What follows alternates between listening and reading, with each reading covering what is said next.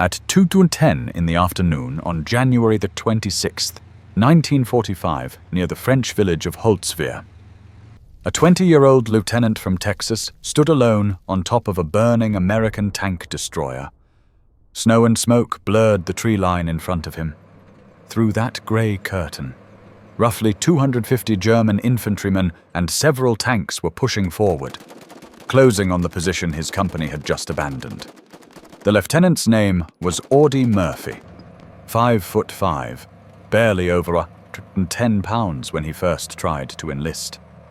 A kid the army had once looked at and quietly labelled too small to fight. Now every man from Company B, 15th Infantry Regiment.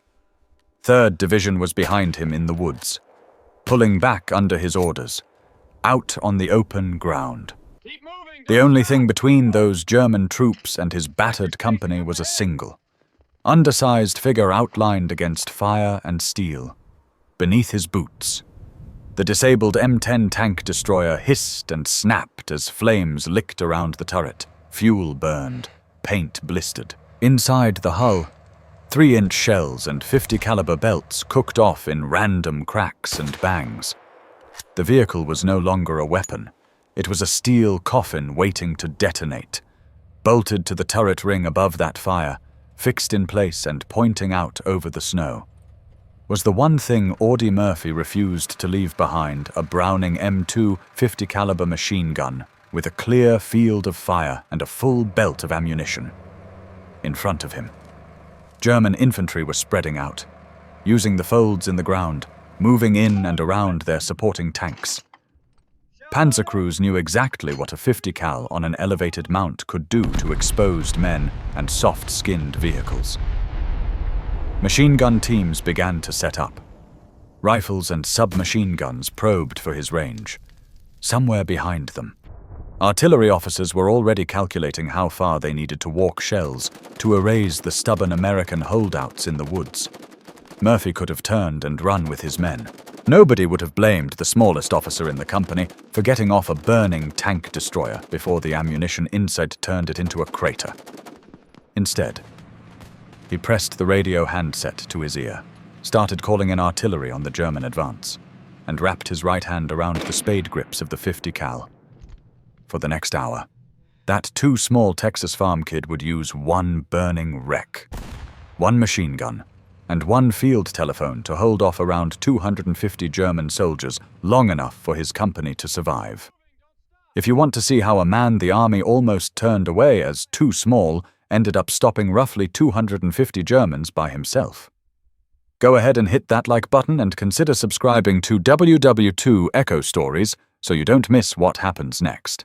It's a simple way to help keep real World War II moments like this from disappearing into the algorithm.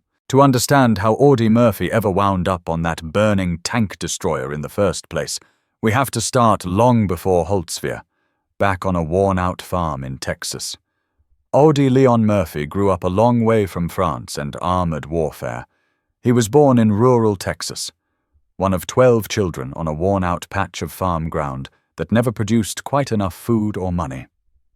By 10, he was working sunup to sundown in the fields, and then heading into the woods with a .22 rifle to bring home rabbits and squirrels so his younger brothers and sisters could eat. Hitting a small target at unknown ranges wasn't sport for him. It was the difference between supper and going hungry. At 16, his father walked out. A few years later, his mother died. The family scattered. For a small, quiet kid who had spent his childhood carrying more than his share of weight, the war in Europe and the Pacific didn't feel like an adventure. It felt like a way out and, maybe, a way to send money home. When he first tried to enlist, the Marine Corps said no. The paratroopers said no. The Navy said no. He was too light, too short, too young. Finally, the U.S. Army took him almost as an afterthought. In boot camp and early training, instructors and fellow recruits took one look at the baby-faced Texan and assumed he'd fold under real fire. He didn't. In Sicily, in Italy, and later in southern France. Audie Murphy quietly built a record of calm, precise violence under pressure, before Holtzwihr, before that burning tank destroyer in the snow. The too small kid from Texas had already learned that nobody was coming to save him or his men. If something needed doing, he would have to stand up and do it himself. By January 1945, the 3rd Infantry Division was nobody's idea of a fresh unit. They had gone ashore in North Africa, fought up through Sicily, bled in the Italian mountains, and then hit the beaches again in southern France. They were what American commanders called a veteran formation, and what the men themselves understood as tired but still moving. When they got orders to shift into the Colmar pocket in Alsace, they weren't walking into a clean slate. They were walking into a corner of the Western Front the Germans had refused to give up. The Colmar pocket was a bulge of German-held territory south of Strasbourg, on the west bank of the Rhine, on a map. It looked like an untidy wedge poking into Allied lines. On the ground, it was a knot of villages, vineyards, rivers, and frozen fields defended by infantry, tanks, and whatever artillery the Wehrmacht could scrape together, if the Allies wanted a solid front along the Rhine before pushing into Germany. That wedge had to be cut off and flattened for the men on the line. The most obvious feature of the Colmar pocket wasn't the shape of the front. It was the weather. The winter of 1944-45 in Alsace was brutal. Snow packed into the fields and woods. Slush and frozen mud clogged every track and country road. Fog and low clouds came and went without warning, throttling air support and making reconnaissance unreliable. Cold worked into fingers and rifle bolts. Vehicles that had survived 2 campaigns now broke down because oil thickened and metal cracked. The Germans understood the terrain and the weather as well as the Americans did. They also understood that this pocket was one of their last footholds on the French side of the Rhine. If they could hold it, they could threaten Allied crossings and delay any push into southern Germany. So they fought for it with a mix of what they had left veteran infantry, inexperienced replacements, and armored units pulled together from different formations. The 15th Infantry Regiment, Audie Murphy's regiment, was tasked with advancing through this mess and holding ground around small villages that most Americans back home would never hear about. One of those villages was Holtzwihr, a cluster of houses and farm buildings bordered by woods and open fields. It was not a fortress. It was just one more piece of ground that controlled approaches to other pieces of ground. But in a winter campaign, each of those small pieces mattered. Company B's job near Holtzwihr was simple on paper and dangerous in practice. Hold the edge of a stretch of woods that looked out over open, snow-covered farmland toward the village and the routes the Germans were using to counterattack. If German infantry and tanks punched through that thin American line, they wouldn't just overrun one company. They could drive a wedge into the regiment, isolate nearby units, and roll up the flank of the attack on the pocket, to give the infantry at least some answer to German armor. Tank destroyers from a supporting battalion were attached to the position. One of those was the M10 that would later be burning under Audie Murphy's boots. The doctrine was clear enough. The infantry would dig in at the tree line, use the forest for cover, and call on the M10s to engage any tanks that showed themselves in the open, if a heavy attack came. They were to delay it as long as they could and then fall back in an orderly way to secondary positions, on a chalkboard, surrounded by arrows and symbols. That plan made sense. In the field, the math looked different. Company B was under strength from months of fighting, weapons jammed in the cold if they weren't cleaned constantly. Men were exhausted, not just from marching and digging, but from the kind of fatigue that comes from being on the edge of combat too many days in a row. And the enemy had a vote. When German reconnaissance and forward observers identified the American positions, they weren't going to stage a neat, limited attack. They were going to try to crush the line. Murphy, now a lieutenant and effectively the key officer for Company B in that sector, could see what his men were up against. The woods gave some cover, but beyond the tree line, the ground dipped and rolled gently toward Holtzwihr. It was good tank country, if German armor broke through with infantry swarming around it. There wasn't much room for the Americans to maneuver. They would either stand and fight on poor terms, or pull back and risk opening a hole in the line. In briefing after briefing, the message from higher headquarters was consistent: expect counterattacks. The Germans were not done. They still had tanks in the area. They still had artillery. They still had officers willing to drive their companies forward through snow and fire to hit any exposed American position. The 3rd Division had beaten German units before. That wasn't the problem. The problem was timing. A counterattack at the wrong moment could catch units spread out, low on ammunition, or in the middle of rotating companies. On the morning of January 26th, the warning signs began to stack up. Patrols reported German movement. Artillery rounds probed the area around the woods and the approaches to Holtzwihr.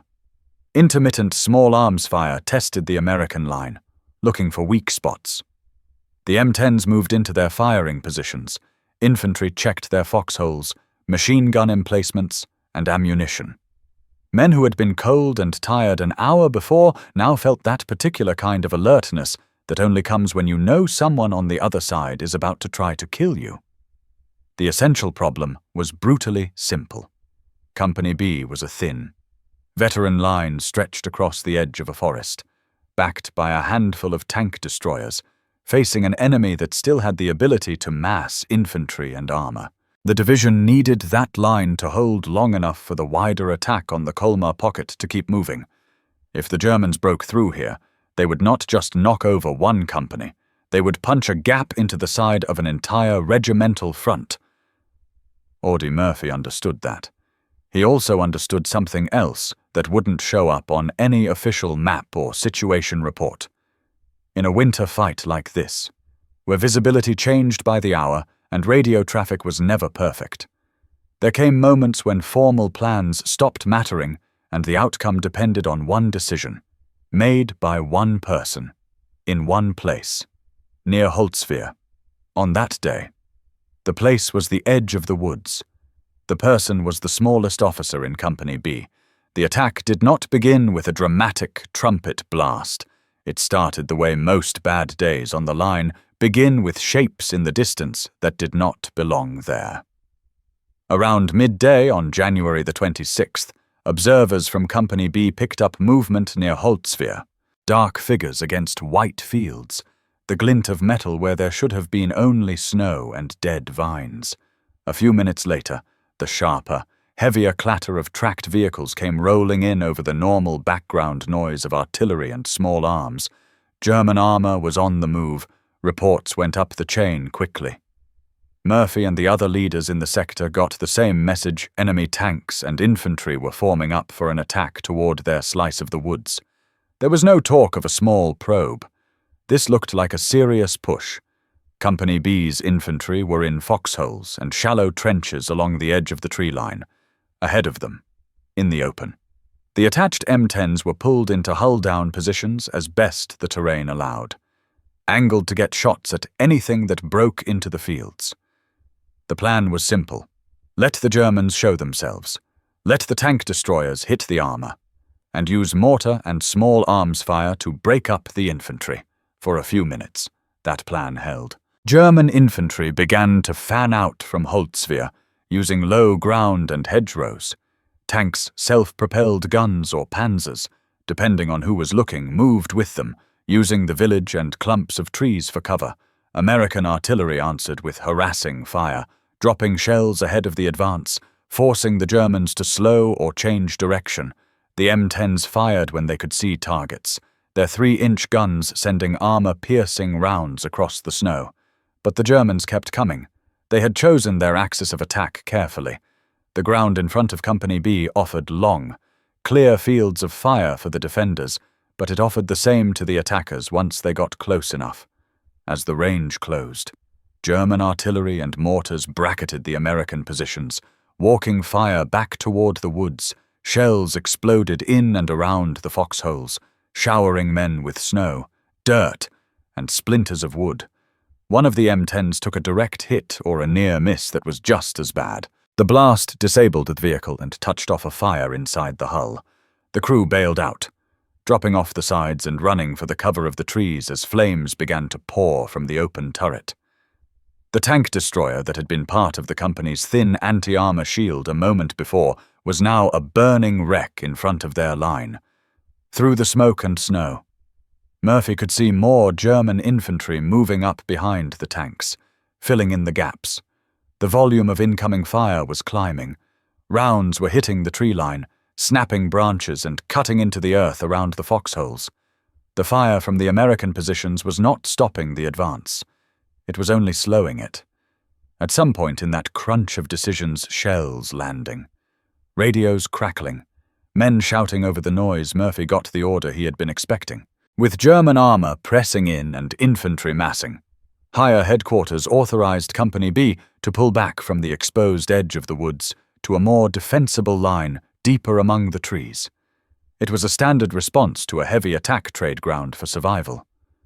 Reorganize and fight again from a better position. On paper, it made sense. On the ground, Murphy saw the gap that retreat would open. If the entire company pulled back at once, there would be a window minutes, maybe more, when the German tanks and infantry could move unopposed through the space between the burning M10 and the tree line. Once they got into the woods, they could roll right over the new positions before they were properly set. Murphy made a different choice. He ordered his men to fall back into the woods, just as the higher-ups wanted, but he told them he was staying forward. He wanted every rifleman, every machine gun team, every mortar crew he could spare back in the trees, digging in, turning around, and getting ready to meet whatever came through the smoke. Someone had to stay between them and that whatever. The burning M10 gave him an answer that no manual would have suggested. The vehicle was a total loss. The main gun was out of action. Fire was already chewing through paint and wiring. Ammunition inside the hull was starting to cook off in small, sharp bursts. Most men would have treated it as a hazard to get away from. Murphy saw something else. The wreck sat slightly ahead of the infantry line, elevated just enough to give a clear view over the open ground. Its steel hull and turret still offered some cover from small arms fire coming from the front, and bolted to the top of that turret, still intact, was a Browning .50 caliber machine gun with a full belt of ammunition hanging from its feed tray. He moved toward the M10 instead of away from it. To the men who saw him go, it looked insane, the smallest officer in the company, limping from previous wounds, climbing up onto a vehicle that could blow apart at any moment while enemy armor and infantry closed the distance. To Murphy, it was math. From that position, with that weapon, he could put heavy fire directly into the advancing German infantry. From that vantage point, with a field telephone or radio handset in reach, he could see where the enemy was massing and call artillery down with precision. He told the remaining men near the wreck to get back to the woods and set up their next line. They hesitated. No one wanted to leave an officer alone in the open, but he was clear. Their job was to prepare the defense. His job, now, was to buy them time to build it. Murphy climbed onto the burning tank destroyer, got his hands on the .50 cal's spade grips, and positioned himself where he could see the German advance and still duck behind what little armor the ruined turret still offered. With the radio line open to artillery and a belt of heavy machine gun ammunition ready to feed, the too small farm kid from Texas turned a wrecked M10 into his own personal strongpoint and waited for the Germans to close. The first Germans into Murphy's sights were not tanks. They were infantry dark figures spilling out from behind the village, moving across the white field in loose files, hunched low under their helmets. They were doing exactly what they had been trained to do, use what little cover the ground offered. Keep moving, and close with the American positions before artillery or machine guns could tear them apart. Murphy did exactly what he had been trained to do. He started calling for fire. From the top of the burning M10, he had a better view of the battlefield than anyone in the woods behind him. He described what he saw into the radio: German infantry forming up here, armor pushing there, a clump of men taking cover behind a hedgerow that ran like a scar across the field. He gave grid references and corrections, his voice flat and precise in the handset, as if he were at a training range and not standing on a vehicle that could explode. The first American shells landed short and to the side of the advancing line test rounds, feeling for the right section of ground. Murphy watched the bursts, saw the Germans adjust, and gave new corrections. Left, closer. The next salvo walked up into the paths the Germans were using, throwing men into the air, ripping holes in their carefully spaced formations. Then Murphy brought the .50 caliber into the fight. The Browning M2 was not a delicate weapon. It was a 40-plus pound block of steel designed to put half-inch rounds through vehicles, walls, and people at ranges where rifles started to feel uncertain. Mounted high on the M10's turret, it sat where a commander could stand behind it with his head and shoulders exposed, scanning for threats. Now there was no commander, just Murphy, feet planted on hot armor, hands closing around the spade grips. He pressed the butterfly trigger. The gun came to life with a heavy, hammering roar that cut across the sharper cracks of rifles and machine guns. The barrel walked slightly under recoil as Murphy swept it across the front ranks of the German infantry. Snow jumped where rounds struck. Men tumbled and disappeared into the white and grey. The first bursts were long, more emotion than control. But even so, they chewed gaps into the advancing line. German machine gun crews reacted, dropping prone and swinging their own weapons toward the sudden, concentrated fire. Tracers from their side reached back, streaks of red and green cutting the air around the M10. Rounds smacked into the wreck, punched into the shattered superstructure, and snapped past Murphy's head. The burning tank destroyer shuddered under impacts, under its own internal pops as loose ammunition inside continued to cook off. Murphy adjusted. He forced himself to fire shorter bursts, to walk the .50 from group to group, picking off the biggest threats, the machine gun team setting up tripods, the officers and NCOs gesturing men forward, the clusters of infantry trying to rush between shell bursts. Whenever he saw a German squad use a fold in the ground to creep closer, he raked that fold with heavy rounds until the movement stopped. Behind him, deeper in the trees, men from Company B heard the heavy gun and knew exactly who was on it. They were digging, repositioning, checking fields of fire. Every second Murphy stayed forward was another second they had to get ready. German tanks and self-propelled guns tried to answer the problem more directly. One vehicle swung its turret toward the burning M10 and fired. The shell screamed in, narrowly missing the wreck and detonating nearby, showering the area with dirt, snow, and fragments of steel. The blast rocked the tank destroyer and nearly threw Murphy off the turret. He went down on one knee, the radio handset clattering against the metal beside him, ears ringing. He forced himself back up, grabbed for the radio, and gave another correction to artillery. The Germans were shifting, probing for a weaker stretch of woods. Murphy shifted with them, calling for the fire missions to follow the movement, walking shells across the field wherever he saw men clustering. Some bursts landed so close that fragments pattered against the sides of the M10 and the concussion rolled through his chest. A mortar round landed closer still. This one sent a shard of metal into his leg, hot and sharp. Pain lanced up through his thigh. He felt the warmth of blood in his boot. For a moment, the sensible choice, the purely human choice, was to drop down off the wreck and limp for the woods. To trade the burning steel coffin for a hole in the ground and a medic. Instead, he shifted his weight, gritted his teeth, and pulled the .50 cal back on target. More German infantry were moving up now, trying to use the tanks as rolling cover. They ran behind and beside the armored hulls, timing their rushes for the moments when the tank guns fired and American heads went down. Murphy focused on them. The 50 cals rounds could not punch through heavy frontal armor, but they could tear through hatches, vision slits, and exposed crews, and they turned flesh and bone into torn, still shapes when they caught men in the open. He stitched fire along the sides of tanks whenever a commander or loader broke cover. He hammered at infantry crowded too close to the steel monsters that were supposed to shelter them.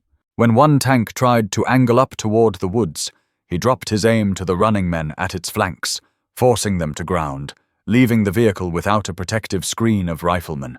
Through gaps in the tree line, soldiers from Company B caught flashes of the scene. German troops pitching forward in the snow, tanks trying to advance into a storm of artillery and heavy machine gun fire. And on top of the burning M10, a single figure standing in the open, hunched behind the big gun, turning with it, refusing to come down. Artillery observers on the American side, hearing Murphy's corrections and the controlled rhythm of his fire in the background, understood that they were not just supporting some anonymous forward element. They were supporting a man who could see the whole field and was determined to stay there as long as it took. They responded with speed and precision, shifting batteries to match his calls, bringing more guns into the fight as the German attack unfolded. Phase 1 of the German assault ground forward anyway. It had momentum, mass, and armor behind it, but it no longer looked like a clean, coordinated push. Instead of a continuous wave, it broke into jagged chunks. Here a platoon stalled and hugged the earth under machine gun fire.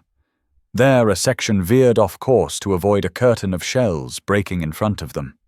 Tanks slowed to avoid driving into craters or through lanes they could no longer see clearly. Wary of anti-tank guns or mines that might or might not be there. From his perch, Murphy could read those hesitations. Every time the Germans paused, he punished them. Every time they tried to regroup behind a hedgerow or along a fence line, he called for artillery to tear that shelter apart and then swept the survivors with the 50. His world narrowed to 3 things: the field in front of him, the feel of the spade grips in his hands, and the voice on the other end of the radio line asking for the next set of coordinates. 10 minutes stretched into 20. 20 blurred toward 30. Time did not feel like clock time on that wreck. It felt like a series of micro-decisions: shift left, fire, adjust range, change targets, duck, stand, call for fire, fire again. Somewhere in that blur, the first phase of the German attack lost its shape. They had not been defeated. They had not broken and run. But the clean, hard punch they had tried to drive into the American line had turned into something else, a slog against a line that would not quite give way, anchored by one impossible position that refused to die. In the woods behind him. Company B finished digging in along their new line. Machine guns were emplaced. Riflemen checked sectors of fire and swapped out magazines with stiff, numb fingers. Mortar teams laid in their tubes, ready to drop rounds on any Germans who made it through the maelstrom at the edge of the field. Men looked at one another, at the trees, at the thin snow over the frozen earth, and understood that their chance of holding back whatever came next depended on how much longer that single man on the burning M10 could keep the enemy focused on him instead of them. Phase 1 of the fight for Holtzwihr had done nothing to change how big Audie Murphy was on a medical chart. It had changed something else entirely: the balance of time. The Germans had already paid far more minutes, and far more men, than they expected just to reach the starting line of the next push. The first German push had lost its rhythm, but it had not lost its intent. Out in the fields beyond Holtzwihr, officers and NCOs shouted new orders, regrouped men behind bits of cover, and tried to turn a stalled assault back into a coherent attack. They knew there was only a thin line of Americans in the trees. They also knew that as long as that machine gun on the burning tank destroyer kept firing and artillery kept hammering, nobody was walking across that snow without paying for every step. Phase 2 began when they tried to change the geometry, instead of a broad front. German infantry started moving in smaller packets, using whatever concealment they could find. Some hugged the shallow ditches that edged farm tracks. Others slipped into the dead stubble of vineyards and tried to work their way forward between the rows. Tanks and self-propelled guns shifted positions, firing from different angles, looking for a shot that would finally silence the 50 cal and the man behind it. Murphy saw them adjusting and adjusted with them. He had been on enough battlefields to recognize the pattern: initial shock, resistance, then the enemy's attempt to adapt. From his perch he watched for the telltale signs: small clusters of men breaking off, tanks pivoting, muzzle flashes popping up where there had been none before. Each time he spotted one of those movements, he had two tools to answer it: the radio and the Browning. When he saw infantry trying to crawl up a drainage ditch, he gave the fire direction center a new line of coordinates that walked shells down that ditch like a zipper. When a self-propelled gun edged out from behind a building to find a new firing position, he warned the artillery that an armored target was exposed, and then raked the infantry around it with 50 caliber fire. The heavy rounds tore into the thin-skinned vehicles supporting the tanks and chewed apart gun crews who thought they were hidden behind low walls. German gunners tried to put an end to it with weight of fire. Mortars thumped, sending arcs of explosives toward the wreck. Artillery pieces farther back in the pocket joined in, their shells landing with deeper, uglier crashes that shook the ground and showered the burning M10 with dirt and debris.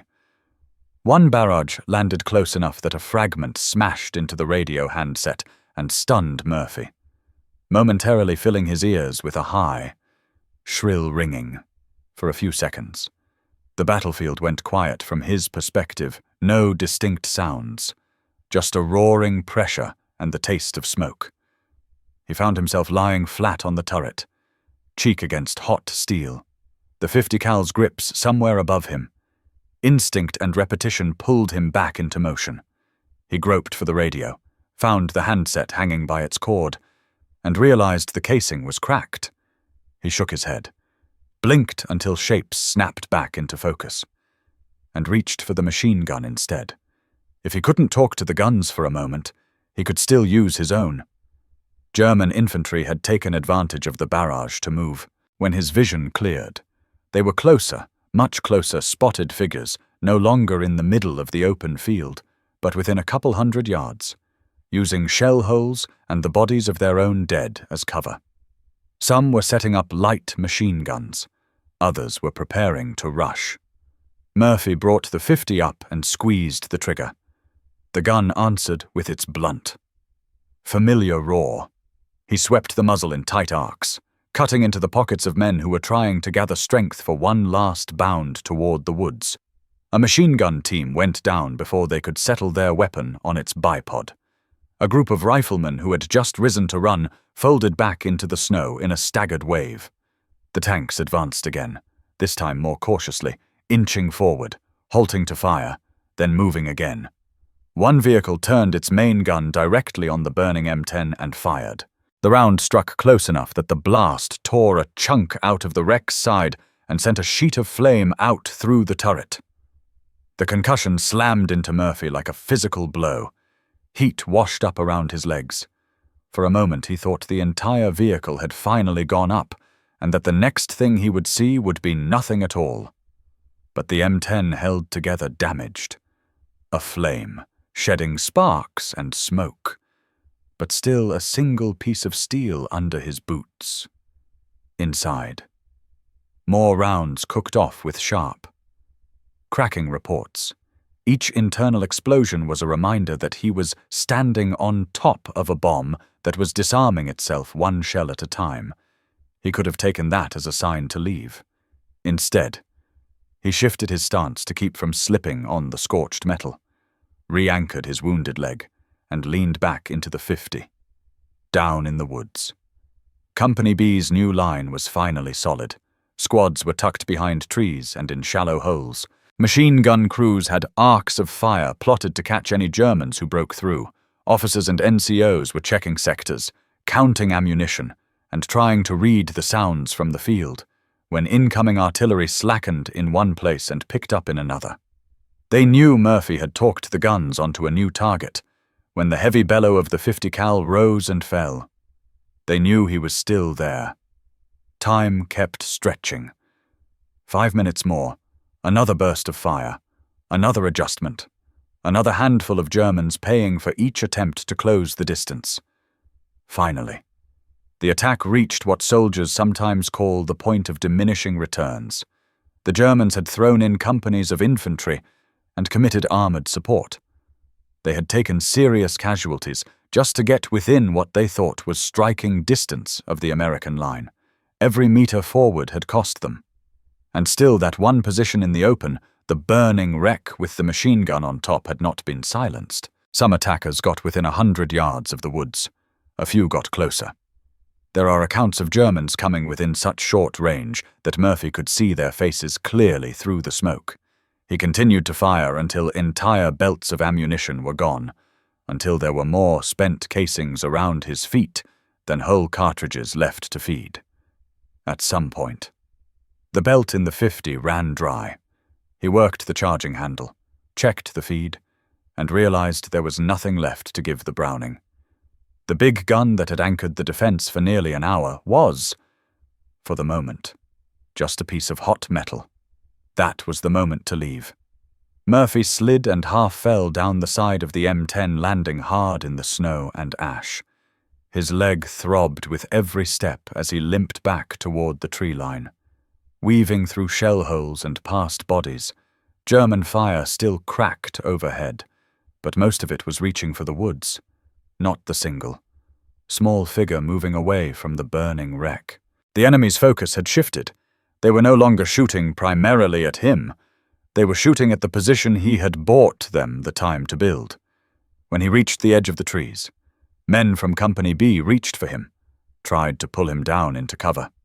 He brushed them off long enough to find a vantage point and look back over the field. What he saw was not a clean line of German troops ready for a final assault. It was a broken, scattered attack. Dead and wounded men lay across the snow in front of the woods. Some tanks and self-propelled guns were backing away, choosing survival over another drive into a killing zone they no longer understood. Artillery had done its work.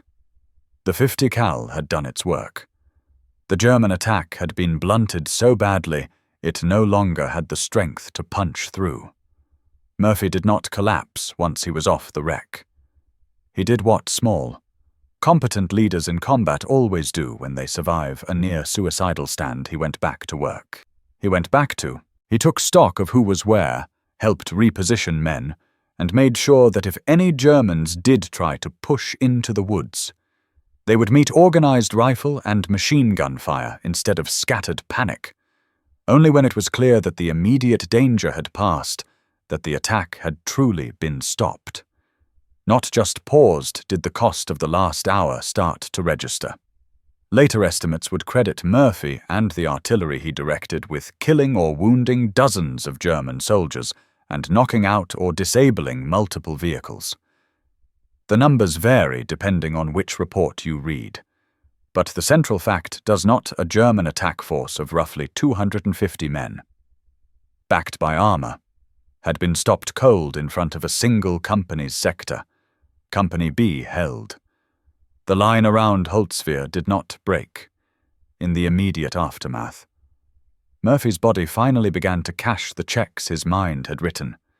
Exhaustion, blood loss, and the cumulative shock of explosions and recoil caught up to him. Men who had watched the smallest officer in their unit stand alone on a burning tank destroyer now watched him limp, pale and shaking, along the line, still refusing to be carried to the rear. For them, the math was simple. The reason they were still in those woods, still able to fight, still alive to see the snow and the ruined fields instead of a German prison camp or a shallow grave, could be traced back to one man's decision not to leave a wreck and a machine gun when everyone else had pulled back. In the official record, what Audie Murphy did near Holtzwihr on January the 26th, 1945 became a citation. His stand on that burning M10 tank destroyer, his direction of artillery fire, and his refusal to leave the field while his men were still exposed were all folded into the language of a Medal of Honor recommendation. It noted the German force of roughly 250 men. It noted the armor. It noted that his stand allowed Company B to hold its ground and the regiment to maintain its line. That Medal of Honor would make Murphy the most highly decorated American soldier of the war. The long list of his other awards: Silver Stars, Bronze Stars, Purple Hearts ran from Sicily to Alsace, but for the men who had been in those woods behind him. All of that condensed into one picture they never forgot: a small figure standing on a burning vehicle, too stubborn to come down. After the war, Audie Murphy went home to a country that wanted heroes it could point to. He wrote a memoir, To Hell and Back, and then played himself in the film version. On screen, the kid who had once been told he was too small for combat now stood as the face of the American infantryman. He worked in Hollywood. He gave interviews. He tried to turn a battlefield reputation into a workable civilian life, but there was a cost he could never leave entirely behind. Murphy carried wounds you could see and wounds you couldn't. Nightmares, jumpiness, trouble sleeping, what we'd now call PTSD, shadowed him for the rest of his life. The same intensity that had kept him on that M10 made peacetime feel strange and brittle. Even so, he stayed engaged with veterans' issues, spoke up about what combat had done to him, and refused to dress war up as something clean. The lessons from Holtzwihr are not complicated, but they are sharp. A man everyone labeled too small to fight became the hinge of an entire sector because he was willing to stand where the math said he should not stand. Buying time can be more important than any body count. Murphy's stand was not about wiping out 250 Germans. It was about forcing them to spend so many minutes and so much blood in front of one company that the larger line never broke. Courage without communication is just a gesture. Courage with a radio, a clear view, and the judgment to use both turns one man and one machine gun into a blocking force that can hold a regiment's flank together. Stories like this are why we make WW2 Echo stories, not to glorify war, but to show what happens when one ordinary soldier refuses to do the safe thing at the critical moment. If this story about a too small Texas farm kid standing alone against roughly 250 Germans meant something to you, I'd ask you to do 3 simple things before you go. Hit the like button so this episode gets pushed out to more people who might never hear Murphy's name beyond a line in a textbook. Subscribe if you want more true World War II records about mechanics, gunners, farm kids and engineers whose decisions changed battles in ways the history books barely have room for. And most of all, share something in the comments. Let us know where you're watching from. Are you in the US, the UK, to Canada, Australia, or somewhere else entirely? If there's anyone in your family who has ever served in World War II, Iraq, Afghanistan, or anywhere in between, we'd be honored to hear about them. Or just drop a quick line so we know you're here. Every comment is a reminder that these men are still being remembered by real people, in real places, long after the shooting stopped.